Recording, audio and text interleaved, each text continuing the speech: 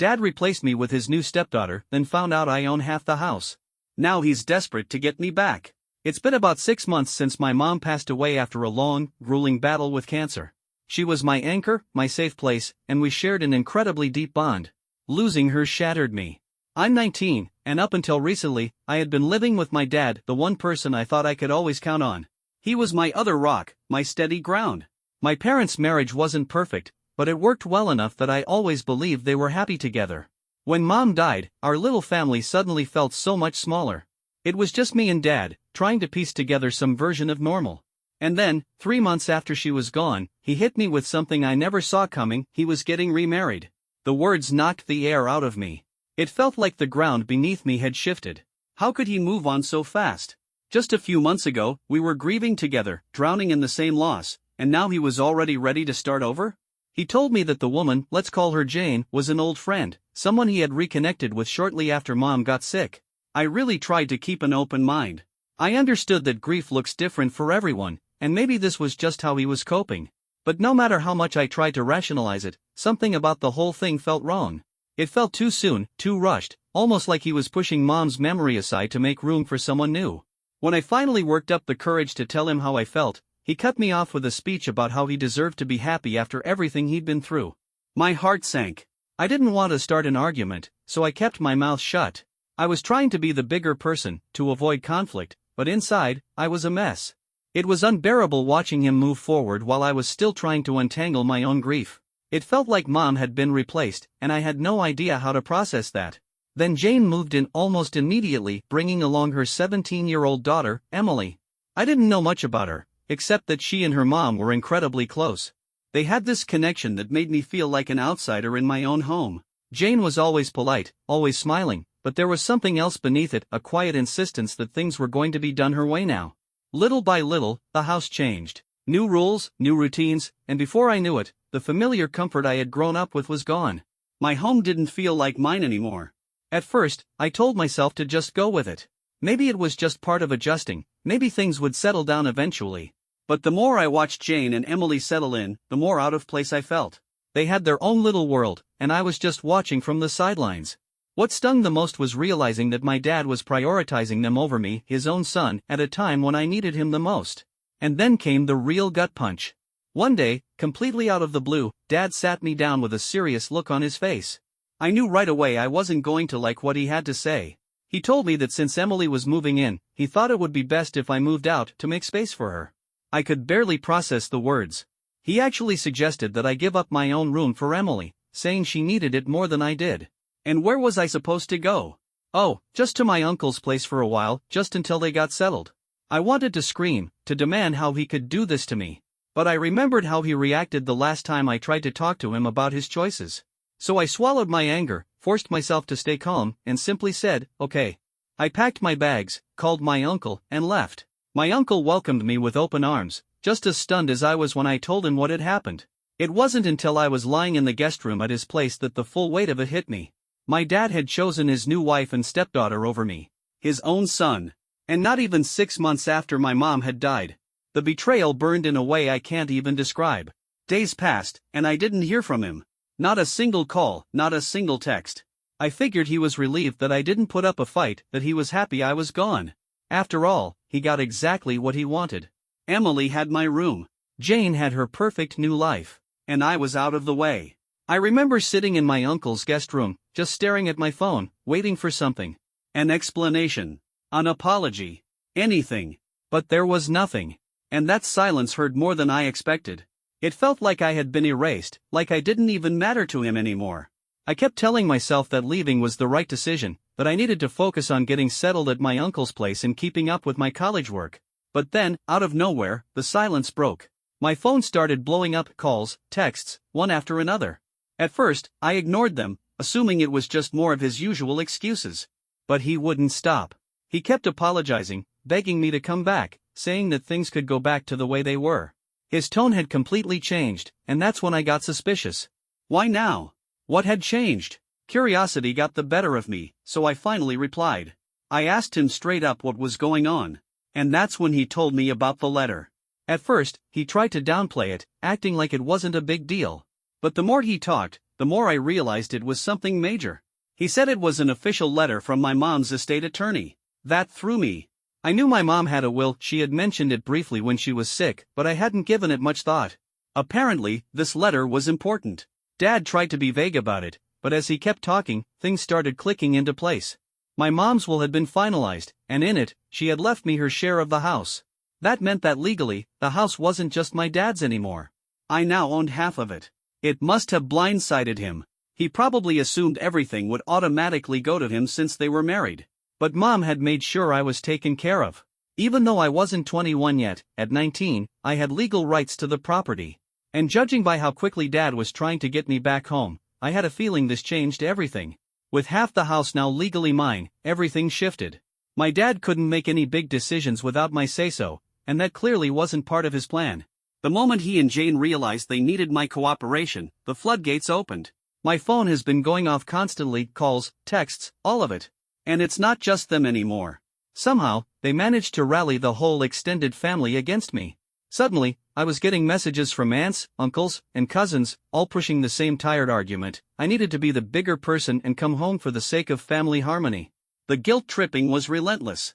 I barely have the time or energy to deal with this. I'm a full-time college student juggling assignments and a part-time job just to stay afloat. The last thing I need is to be caught in the middle of this mess, but here I am, drowning in their pressure tactics. And then there's Jane. She started messaging me, playing nice, acting like we're all good now. Like she wasn't perfectly fine with me being pushed out of my own home just a short while ago. Her latest attempt? Offering to let me share a room with Emily, as if that somehow fixes everything. It's so transparent it's almost insulting. They don't care about making things right, they just want to regain control. Before this, they didn't give a damn about how I felt. But now that they realize they need me, suddenly, they're trying to rewrite history and pretend we're one big happy family. It's exhausting. All I wanted was time to grieve, to wrap my head around losing my mom. Instead, I'm in a battle just to hold on to the one thing she made sure I had. And the worst part? I don't even know if I want to go back. The house is legally mine, but emotionally? It doesn't feel like home anymore. Update 1. Hey everyone, first off, I just want to say how much I appreciate the support. Reading through your comments and personal experiences has been one of the only things keeping me sane lately. It helps knowing I'm not the only one who's dealt with complicated family drama like this. For those asking, my uncle, let's call him Uncle James, is my mom's brother, not my dad's. And honestly, I don't know what I would do without him. He's been nothing but supportive, and I'm beyond grateful to have a place to stay while I figure this out. And now, on to the latest curveball.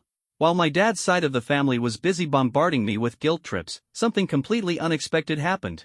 My mom's lawyer showed up at Uncle James's house. I had only met the guy once before, at the reading of my mom's will, and I hadn't expected to hear from him again anytime soon. So when he showed up, my mind immediately jumped to worst-case scenarios. I thought maybe something had gone wrong with the house, some legal loophole that could mess up my claim to it. But it turned out to be something completely different. Apparently, my mom had set up a trust fund for me. It wasn't anything huge, but it was money she had quietly set aside just in case I ever needed it. And the best part? Uncle James is the trustee, meaning he's the one in charge of managing it until I'm old enough to take full control. The moment I heard that, everything clicked. She knew. My mom must have known there was a chance things with my dad wouldn't go smoothly after she was gone. She planned ahead for it, making sure I had something to fall back on. Even now, after everything, she's still looking out for me. But here's the thing, I don't think my dad has any idea this trust fund exists. Since Uncle James is handling it, there's a good chance my mom kept it completely off his radar. And that thought alone gave me some comfort. Knowing that she took extra steps to protect me, even when she was sick and probably dealing with so much already, it hit me hard. The trust fund isn't a game changer financially, but it's enough to give me some security, which is more than I can say for anything my dad's done. And as of now, I haven't mentioned it to him. I'm not sure if I should. Right now, he's hyper-focused on getting me back home because of the house. If he finds out about the money, who's to say he won't shift gears and start trying to get involved in that too? Would he suddenly try to be the caring father just so he could manipulate me into handing over control? I don't know, but the idea won't leave my mind. Meanwhile, the guilt tripping from his side of the family hasn't let up. At first, they were all about trying to be nice, saying my dad missed me and that we should put the past behind us. But when I didn't jump to respond, the tone changed. Now, they're calling me selfish. One of my aunts even had the audacity to tell me that I was choosing my mom over my dad and that I needed to move on since she was gone. I don't even have words for that. And here's the cherry on top: while all this was happening, Uncle James told me that my dad had reached out to him too. Apparently, Dad called him up, pretending everything was fine. He acted all casual, asking if I was doing okay and if James could help convince me to come back home. James told me it was one of the most awkward conversations he's ever had. Dad was trying so hard to come off as the concerned parent, but James wasn't buying a second of it. He knows exactly how my dad treated me, and he didn't hold back. He made it crystal clear that I had a place with him for as long as I needed. At this point, it's obvious what's going on. Dad's side of the family isn't trying to fix anything, they're trying to break me down until I cave. This isn't about family. It's about control. Just like with the house. And now, I keep wondering, does my dad know about the trust fund? Or is he still only focused on the house? If he doesn't know yet, would that change his tactics if he found out? For now, my lawyer has advised me to keep that information private. Legally, my dad has no way to force me back, and he definitely can't sell the house without my consent. But something tells me this fight is far from over. I have a feeling things are going to get worse before they get better. The one thing keeping me grounded through all of this is Uncle James. He's been a rock, standing by me when no one else would. I don't even want to imagine where I'd be right now if I didn't have him. So for now, I'm taking things one step at a time, focusing on school, trying to keep up with my assignments, and doing my best to stay out of the chaos. But every time I think this situation has reached peak insanity, something else happens. Just when I think things can't possibly get worse, something else happens. I thought leaving my dad's house was the worst of it. I thought dealing with the constant pressure from my family and then finding out about the trust fund my mom left me was the final twist in this nightmare. But I was wrong. Yesterday, I learned something that completely shattered what little stability I had left.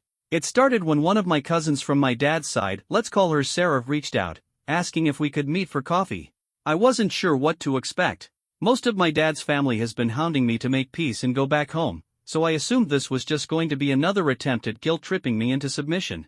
But Sarah and I had always been close growing up.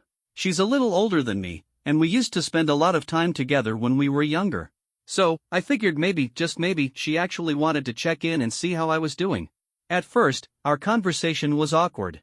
Her mom has been one of the loudest voices trying to pressure me into reconciling with my dad, so I wasn't sure where she stood in all of this. But then, completely out of nowhere, she dropped something on me that I was absolutely not prepared for. She hesitated at first, saying she wasn't sure if she should tell me what she knew, especially since her mom had told her to keep quiet about it. But she couldn't hold it in anymore. She said I needed to know the truth. And then, she told me. My dad had been cheating on my mom. Not just after she got sick. Not just when she was in and out of hospitals, fighting for her life. But long before that. 4 years. I felt my entire world tilt. I couldn't process it at first. I sat there, just staring at her, completely floored. It didn't make sense. My dad? The man I had always seen as steady, dependable? The man who had always stood beside my mom? How could he do that to her? Sarah said she had known for a while, but she stayed out of it mostly because her mom told her not to get involved. She explained that a while before my mom passed, she had actually seen my dad with Jane. They weren't just grabbing lunch or catching up like old friends.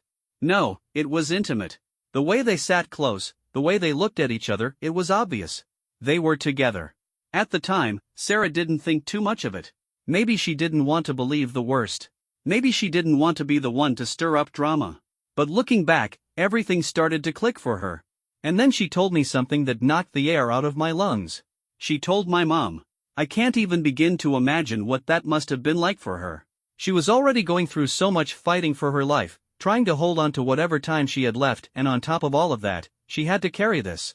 The knowledge that my dad had already emotionally, and maybe even physically, moved on.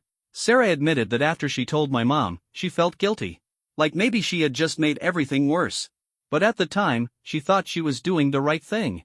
She thought my mom had a right to know, even if it hurt. And ever since then, it's been weighing on her conscience. The more I sat with this information, the more the puzzle pieces started falling into place. Suddenly, everything made sense. This is why my mom made the decisions she did in her will. She knew. She knew about my dad and Jane. She knew she couldn't trust him. And that's why she left her share of the house to me instead of handing everything over to him. She was protecting me. She knew that if she left everything to my dad, he would move on too fast, and I'd be left with nothing. It makes me sick to think about how much she had to carry alone. How she must have felt knowing her time was running out, and on top of everything, she couldn't even trust the man she married. Looking back, I can't believe I didn't see the signs. The way my mom would sometimes look at my dad like there was something she wanted to say but couldn't. The way she became so focused on making sure everything was in order before she passed away. It wasn't just about tying up loose ends, it was about making sure I was safe. She must have known she wouldn't be around to protect me, so she did the next best thing. She set up every possible safeguard she could to make sure I wasn't left vulnerable. And now, I understand why I felt so uneasy about my dad and Jane from the start. After Sarah told me everything, I felt sick to my stomach. It was like my entire perception of my parents' marriage had been flipped upside down. I had always thought they had a solid relationship, that they were happy together even if they had their ups and downs. But now, I don't even know who my dad is anymore. Part of me is furious. Furious that he could do something like this to my mom, that he could betray her in such a cruel way. And part of me is just heartbroken. Heartbroken that my mom had to carry that burden while she was dying. And now, I can't stop wondering, how much did Jane know? Was she aware that my mom was still in the picture when she got involved with my dad? Or was she just sitting there, waiting for my mom to pass so she could step in and take over? It makes me even more sure that I made the right decision by leaving that house. I don't want to be anywhere near those people. I definitely don't want to live in a house where my mom spent her last days knowing she had been betrayed. And Jane? I have no doubt now that she sees me as nothing more than an obstacle. The sooner I'm gone, the sooner she gets everything she wants. After hearing all of this, I talked to Uncle James. He wasn't surprised. He told me he had always felt like something was off about my dad after my mom got sick, but he never had solid proof. He's been incredibly supportive, telling me to take my time and not make any rushed decisions about the house. He even said he'd help me talk to a lawyer if I wanted to take any legal action. I don't know what I want to do yet. I don't even know how to move forward from this. But what I do know is that I can't forgive my dad. At least, not anytime soon. Because while he's out there playing the victim, acting like I'm the one tearing the family apart, he's the one who betrayed the person who loved him the most. For so long, I tried to give my dad the benefit of the doubt. I thought maybe his choices were driven by grief, that maybe he just didn't know how to handle losing my mom. But now, I see it for what it really is. He wasn't just lost. He was hiding. And after everything I'd learned, the affair, the lies, the way he had moved on long before my mom was even gone, I knew I couldn't just disappear without saying what needed to be said. Not because I wanted to fix anything. Not because I was looking for an apology. But because I needed to close this chapter on my terms. So, I sent him a message. I told him I wanted to talk. He responded right away, probably thinking this was my way of coming back. I could already picture it, him and Jane sitting together, convinced that I just needed time to cool off, that I'd eventually realize they were right. They had no idea what was coming. When I showed up at the house with nothing, no bags, no signs of moving back in, I could see the change in their faces. They had been expecting me to surrender. Instead, I was here to make sure they understood exactly where I stood. We sat down in the living room, the air thick with tension. Dad started in right away with the small talk, pretending this was just some casual family discussion. Asking how I'd been.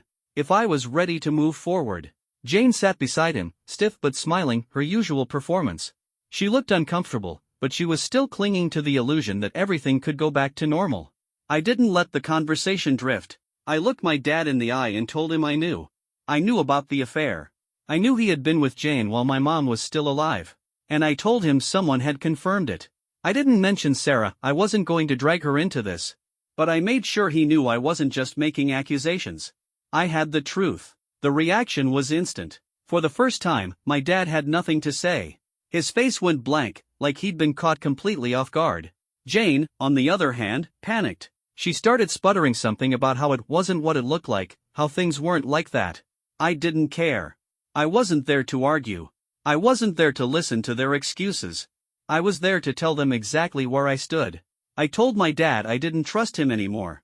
I told him I wanted nothing to do with the life he had built on lies. That I wasn't going to play along, wasn't going to pretend everything was fine just because it was easier for them. Then I got to the part they weren't expecting.